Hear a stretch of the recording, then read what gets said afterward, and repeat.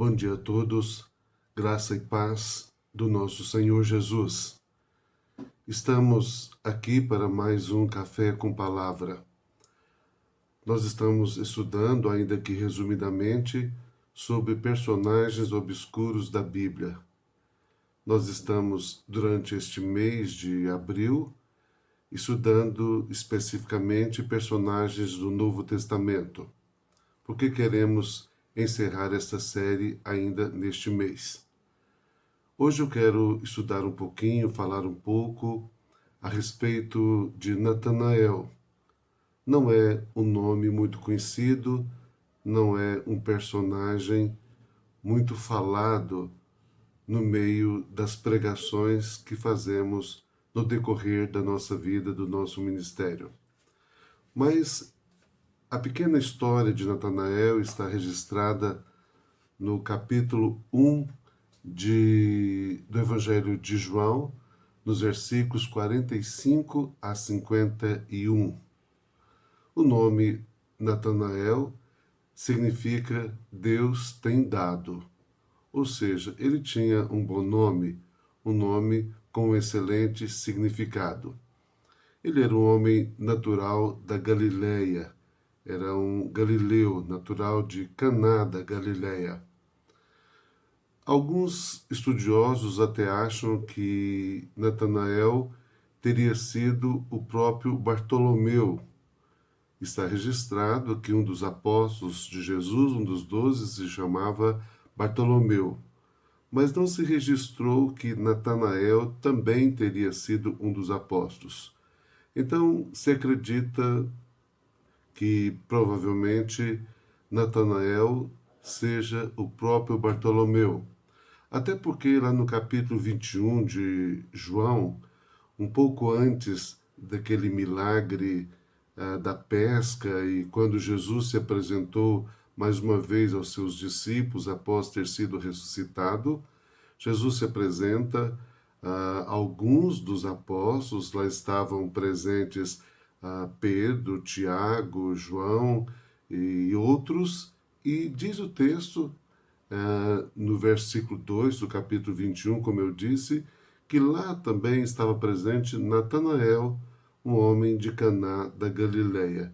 Então fica realmente parecendo que Natanael e Bartolomeu fossem a mesma pessoa e que Natanael até teria sido, nesse caso, um dos apóstolos de Jesus. Não podemos afirmar, mas é uma especulação legítima que se faz em torno disso.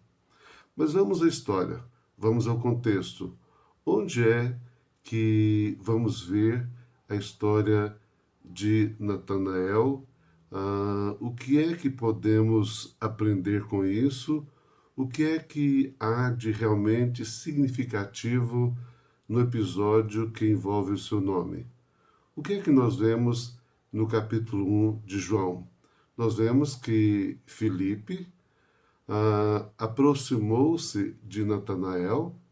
Filipe acabara certamente de se converter, como muitos outros, ou como alguns outros homens estavam fazendo por causa da proximidade da mensagem de Jesus Cristo. E Filipe chega diante de Natanael, talvez seu conhecido, talvez seu amigo, talvez até um parente seu, e diz: Olha, nós encontramos aquele de quem Moisés falou, nós encontramos aquele de quem a lei falou, de quem os profetas falaram a respeito do filho de José, e gostaria de levar você para conhecê-lo. Ou seja, Filipe está ali tentando conduzir Natanael à fé. Nós vemos no texto que a primeira reação de Natanael não foi muito interessante. Ele logo desconfiado disse: Mas pode ser que de Nazaré, da pequena Nazaré, da insignificante Nazaré, tenha surgido algo bom, algo proveitoso, algo de grande relevância?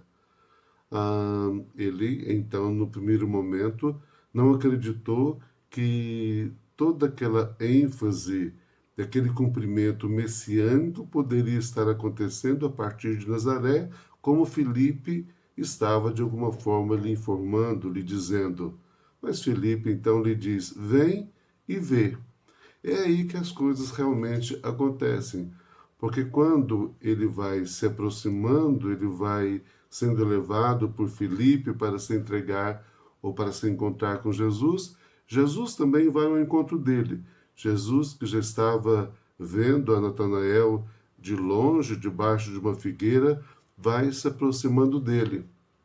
E quando Jesus se aproxima dele, Jesus diz uma frase gloriosa. Ele diz, se referindo a Natanael: eis um israelita verdadeiro em quem não há dolo. Diante dessas palavras, com certeza Natanael se rende. Diante dessa mensagem sobrenatural, Natanael muda o seu coração, muda o seu entendimento, muda a sua expectativa. E aí nós vamos ver realmente algumas coisas que podem nos inspirar, podem nos abençoar, podem nos dar ensinamentos para a nossa vida cristã. Primeira coisa, está nas palavras do próprio Jesus. Essa frase de Jesus é gloriosa. Eis aí um israelita em quem não há dolo.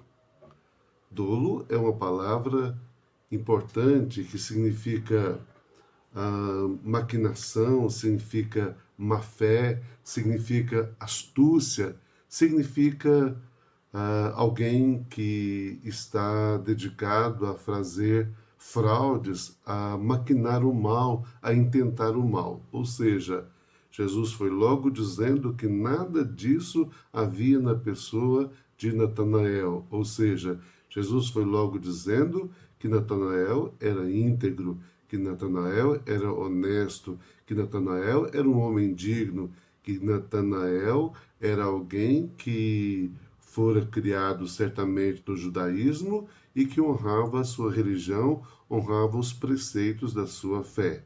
Não era alguém em que houvesse qualquer tipo de má fé, de engano ou de maquinação para o mal. Isso já é uma grande lição que Natanael nos dá. Isso já é um ensinamento glorioso para as nossas vidas. Nesses tempos em que vemos tanta falcatrua, nesses tempos em que vemos tanta corrupção, tanta maldade, tanta violência, tanto dolo, tanta maquinação para o mal, tanto engendramento do mal, é preciso que mais Natanaéis sejam levantados dentro e fora da igreja.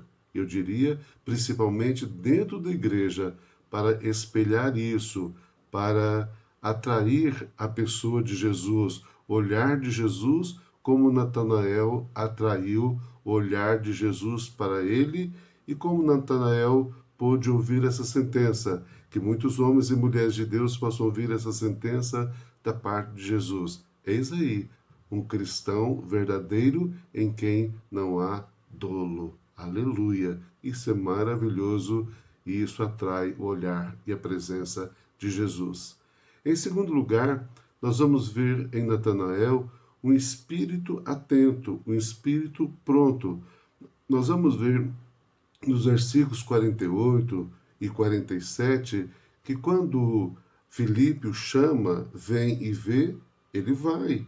Ele atende ao chamado, ele toma a decisão de ir e de saber e de conhecer sobre essa pessoa de quem Filipe estava falando.